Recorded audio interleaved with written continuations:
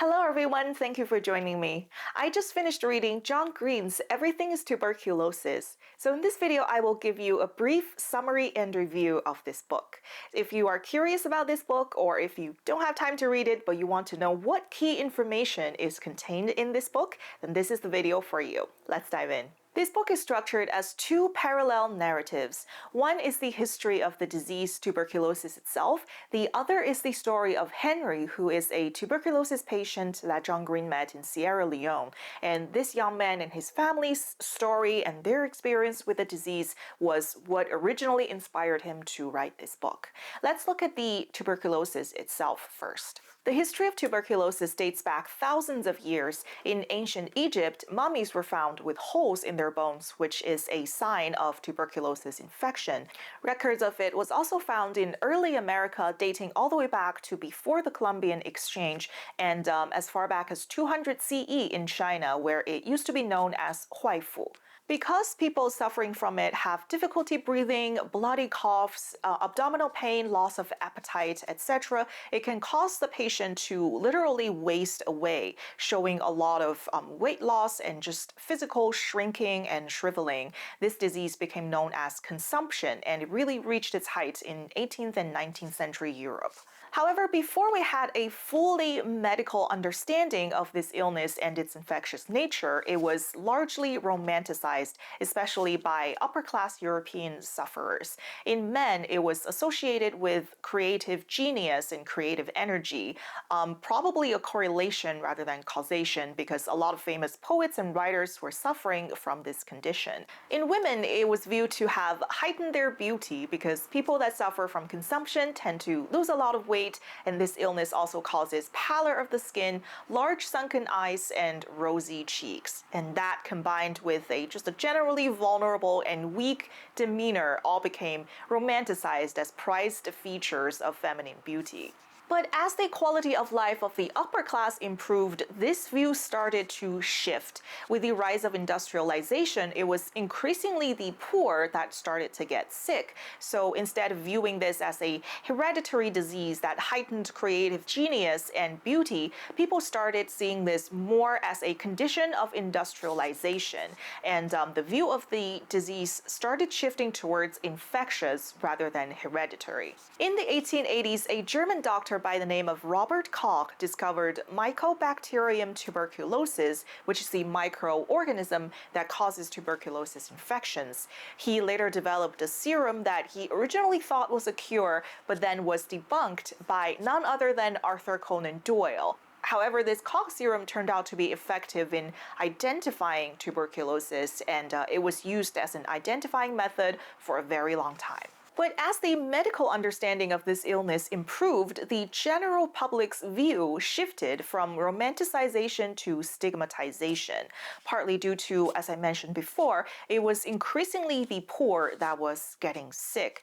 So there was a lot of discrimination and mistrust towards tuberculosis patients. This also led to the rise of the sanatorium, where tuberculosis patients are sent and somewhat confined, and a lot of the times their family members are told not to visit. So these institutions are more prison-like than hospital-like, probably. Simultaneously, there was also a lot of racism towards people of other ethnicities who are suffering from tuberculosis. There was a lot of race-biased medical misinformation, ranging from arguing that certain races are simply not susceptible to tuberculosis to arguing that people suffer tuberculosis because of some form of physical defect that's inherent to their race. So really, there was a multitude of stigma against tuberculosis patients, some of which still persist today. As we enter the 20th century, medical technology improved, chest x-ray started being used to diagnose tuberculosis, and a BCG vaccine was also discovered and distributed.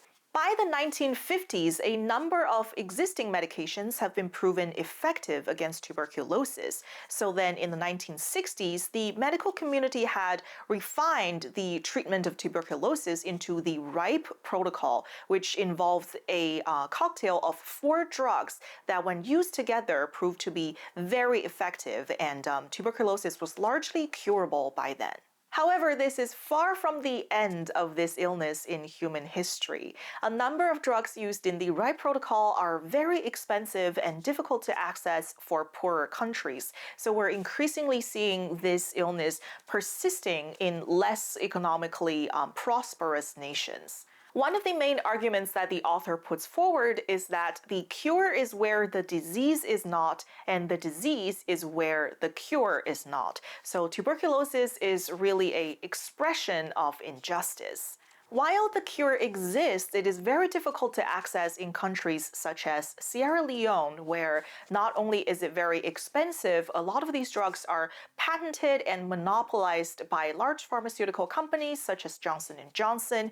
And a lot of times when the patents expire, these companies would seek to extend them so that other companies cannot make generic versions of these drugs that are cheap and accessible.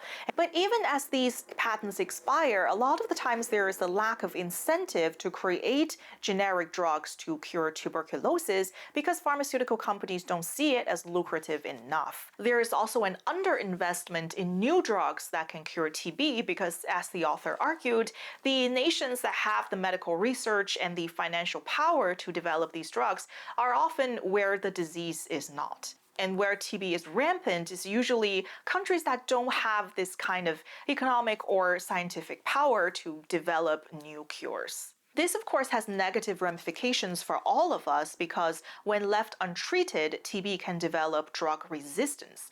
There's already multi-drug resistant strains of TB, and if left untreated for longer, this could even get worse. There could be a mutation of a TB strain that is simply resistant to all available antibiotics, and this would indeed be a disastrous superbug for all mankind. Although the WHO has previously claimed that TB is simply too expensive to treat in poorer countries, a 2023 study found that every dollar invested in TB can yield as much as $46 in benefits, given that it can avert up to 1 million deaths per year.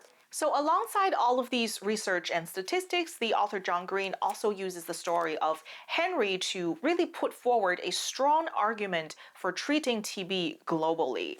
Henry was infected with TB when he was a young boy, and because some of the more effective drugs in the right protocol were not available to him in Sierra Leone, he was subjected to injectables which used some very toxic drugs, and he lost hearing in one ear during the course of treatment for his tuberculosis. And during these very long, physically taxing years of treatment, he also witnessed some of his friends die of TB. And it wasn't until a new doctor that strongly advocated for a new course of treatment for Henry that he saw improvement. The author got to know this young man as someone who is very poetically and philosophically talented, but his talents are not viewed in the same way as the 18th century European consumptives, and he was instead left in a world of stigmatization and poverty. So through the very touching story of Henry and great historical and medical research, the author puts forward the very strong argument that we simply must end the injustice of letting an entirely curable disease kill over 1 million people every year. Overall, I really enjoyed reading this book. Even after seeing this summary, I still hope that you pick up a copy for yourself so you can see the detailed research, maybe read more into it, look up some of the statistics and some of the research papers, and also just the very touching, great story of Henry, who also has a YouTube channel, which I will link down below. Please let me know in the comments below what you thought of this book, what you thought of my summary. Thank you so much for watching, and see you next time.